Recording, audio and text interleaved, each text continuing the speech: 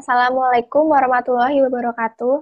Perkenalkan, nama saya Alfidania Herdiani, NIM Channel B018050, Program Studi D3 Administrasi Perkantoran.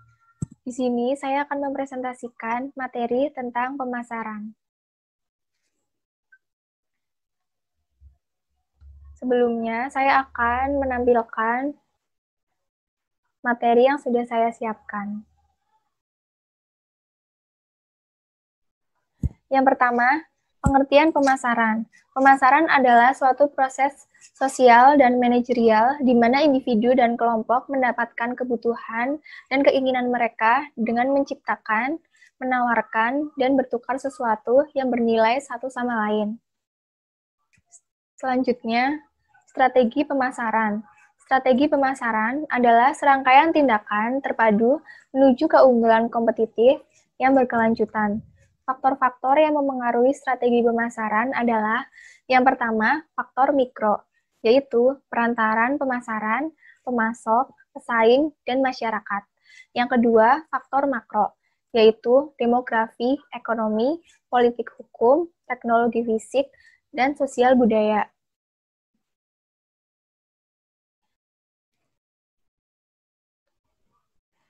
Selanjutnya, strategi pemasaran dari sudut pandang penjual. Yang pertama, ada tempat yang strategis, yaitu penjual harus mencari tempat yang dapat dijangkau oleh masyarakat dan masyarakat dengan mudah mengetahui tempat tersebut. Contoh, dekat dengan kampus, dekat dengan sekolah, dekat dengan kantor, dan lain sebagainya. Yang kedua, produk yang bermutu, yaitu penjual harus menyiapkan produk yang tepat untuk kebutuhan konsumen, dan penjual harus melakukan pembaharuan produk di setiap waktu dan mengikuti perkembangan zaman agar produk tersebut memiliki daya tarik yang tinggi di mata pelanggan.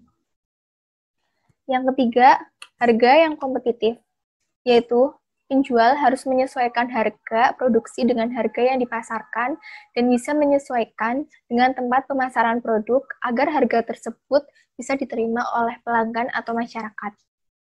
Yang keempat, promosi yang gencar, yaitu sebagai penjual harus bisa sekreatif mungkin mempromosikan produk dagangannya untuk dikenal oleh masyarakat, sehingga masyarakat dapat tertarik dengan promosi tersebut. Yang selanjutnya, strategi pemasaran dari sudut pandang pelanggan. Yang pertama, kebutuhan dan keinginan pelanggan, yaitu sebagai pelanggan, kebutuhan dan keinginannya dapat terpenuhi dengan baik dan sesuai dengan apa yang mereka inginkan.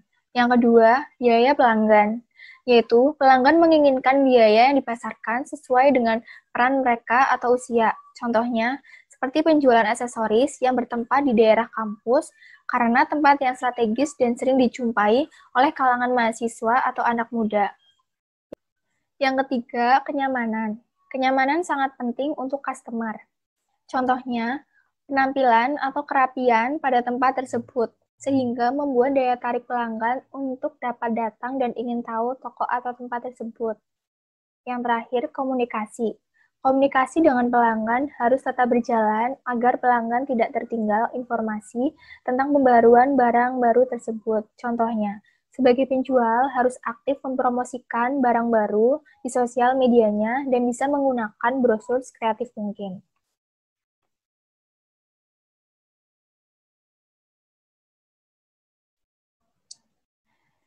Selanjutnya, metode riset pemasaran. Yang pertama, metode riset pemasaran adalah identifikasi kebutuhan konsumen. Yang selanjutnya dibuat dan dikembangkan sebuah produk atau jasa layanan kemudian dipertemukan dengan kebutuhan konsumen secara tepat. Yang kedua, metode riset pemasaran untuk mengetahui apa yang diinginkan konsumen cukup banyak. Ada 3 yang cukup populer yang bisa digunakan untuk mengurangi resiko produk gagal di pasaran, yaitu kuesioner, grup fokus, dan survei. Selanjutnya, bauran pemasaran atau mix marketing. Konsep marketing mix merupakan salah satu konsep dalam pemasaran modern pada saat seperti ini, di mana konsep tersebut adalah salah satu kegiatan pemasaran yang sangat menentukan keberhasilan perusahaan dalam mengejar maksimum profit. Marketing mix dapat dibagi menjadi 4P sebagai berikut. Yang pertama, produk. Yang kedua, price atau harga. Yang ketiga, place atau tempat. Yang keempat, promosi. Yang selanjutnya, perbedaan konsep penjualan dengan konsep pemasaran. Yang pertama, konsep penjualan memfokuskan kepada kebutuhan penjual. Karena itu, penjualan sibuk dengan kebutuhan penjual untuk mengubah produk atau jasanya menjadi cash atau uang kontan. Yang kedua, konsep pemasaran memfokuskan pada kebutuhan pembeli. Karena itu, pemasaran sibuk dengan pemikiran memuaskan kebutuhan pelanggan melalui produk dan keseluruhan barang yang berhubungan dengan penciptaan, pengantaran, dan pengkonsumsiannya.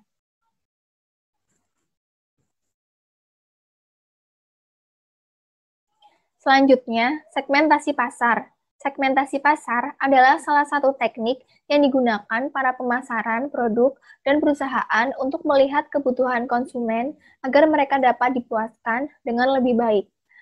Tujuan penggunaan segmentasi pasar adalah untuk memungkinkan satu pemasar merancang bauran pemasaran yang lebih tepat dalam menjawab kebutuhan para konsumen di segmen pasar tertentu. Satu segmen pasar terdiri dari individu, kelompok, atau organisasi dengan satu atau lebih karakteristik serupa. Sekian presentasi yang dapat saya tampilkan. Semoga bermanfaat. Apabila masih banyak kekurangan, mohon dimaafkan. Terima kasih. Wassalamualaikum warahmatullahi wabarakatuh.